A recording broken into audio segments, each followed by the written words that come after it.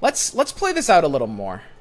I actually think this idea for a deck is perfectly fine. I think we do still want spells to work with Fizz. Let's just go in like 2 and 2 on these like damage spells, see what happens.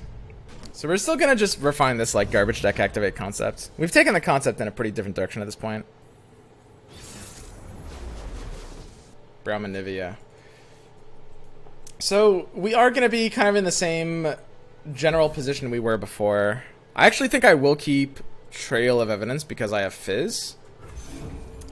So it's the same matchup and the same general premise in the opener, which is, you know, we play Fizz.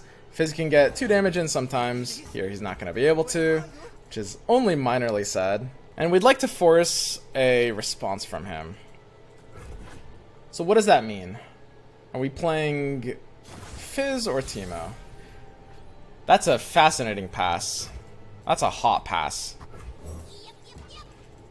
I don't know about that one, but I mean, we nutted on the suit up. It's pretty funny. So one thing you'll note with this deck is that there's a bit, okay, it's like an 8% chance that you draw suit up on turn 2. Okay, it's less than 8. It's probably closer to like 7 or even like a bit under 7%. But when you draw suit up on turn 2, you have a kind of nutty deck concept at that point. It's hard to explain how big of a deal drawing suit up on turn 2 is. This deck just kind of like starts really fucking when you draw suit up on turn 2. It becomes a little crazy, actually. Unfortunately, I mean, it's pretty low odds, all things considered. Like, it's not odds you actually want. I mean, aren't we just good? I think this guy can't win anymore. We just suit up on turn 2. Like, I don't think he can beat that. Almost no deck should be able to beat suit up on turn 2. That just seems kind of impossible. So, bit of a question for you. Do we pre-pocket aces the Teemo? Huh. Okay, so ignore the fact that he just misplayed. Do we pre-pocket aces the Teemo? Yes or no? What do you think? The answer here is yes. Because forcing out, baiting out, so, okay. When you don't pre-pocket aces the Teemo, what you are getting is a bait. You're getting a chance to force out to bait out the Vile Feast, right? And in exchange for a chance to bait out the Vile Feast, what you are receiving by pre-pocket acing the Teemo is an average loss in damage, right? A fairly significant average loss in damage. Pocket aces is, you know, 2 damage, and if he doesn't have Vile Feast, which is about 50-50, pretty close to it in this case, then you're just like losing that 2 damage for no reason. So your average damage loss is 1. That's a really big deal. In this case, very simply, his Vile Feast sucks on this board. It doesn't do anything, so forcing it out gives like no value. So pre-pocket acing the Teemo is always correct, because the idea of like baiting out the Vile Feast on something that does nothing doesn't matter, because Vile Feast can't do anything against our hand. And yeah, I mean, it's a pretty straightforward spot. I mean, we're just gonna go ahead and pass here, just kind of kill him next turn, right? I mean, there's really nothing fancy going on here. Like, dude's just dead.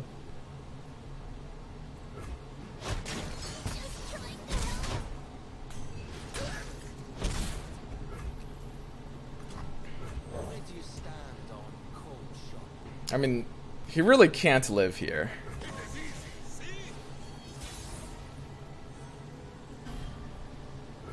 I mean, letting him Ruination is kind of like the biggest throw ever. It's kind of like a really, really horrendous play. It seems like a pretty easy trial. I think you're kind of forced into a trial here, right? Man, the fact that we don't actually have 7 in our hand is actually a big weakness. It's turning this game into a losable spot, because we can't play around Ruination now. This is actually sort of like trolly. Like this game actually becomes losable because we can't develop here. Depending on what a trial gives us, it's actually not impossible to develop, which is, yeah, in and of itself sort of funny. And the trial did give us like a nut card here.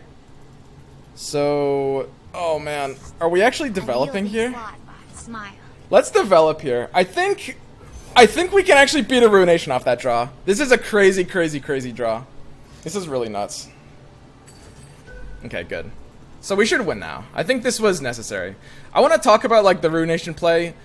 Open attacking into Ruination is like the worst play ever. The biggest like mistake that people make for some reason. It's a really, really horrendous play.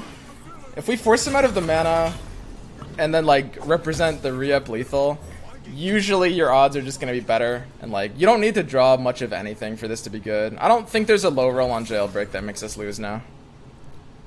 Whereas you look at that spot, if we take the open attack, all he needs is a little bit of healing at fast. And suddenly we don't have lethal that action. If we don't have lethal that action, we actually might not be able to win anymore.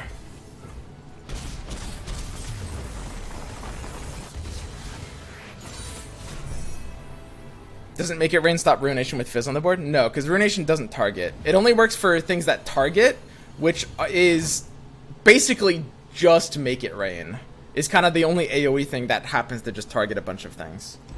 So yeah, I know I say this a lot, so I probably sound like a broken record, but with Ruination, it's incredibly important to not open attack against it. Like, it is insanely common how many people lose games by doing that.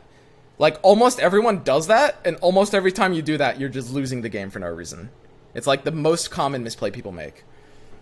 You really want to develop against the Ruination in a way that allows you to re-up lethal post-Ruination.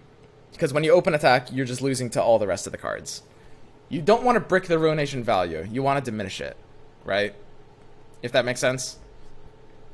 It's like cutting a pie, which is like, so there's this game theory game which is about, you know, children and pie, and apparently this is something that some parents do. I never did this like with my sister, but it's like a simple division tactic. You've got a pie or a cake or fucking whatever. One child cuts, the other one chooses. So it's like a way of portioning fair portions. Child 1 makes a cut, and child 2 makes the choice of whichever one bigger. So child 1 is incentivized to cut even. And this is how it works against Ruination and the other fast speed things. You have to realize that by cutting in a way that bricks Ruination, all you're doing is making the rest of these options really fucking good for the opponent. That's it. Right? So you don't want to brick Ruination. You want to diminish Ruination. You want to cut down the middle so that neither of their options is great. That's all.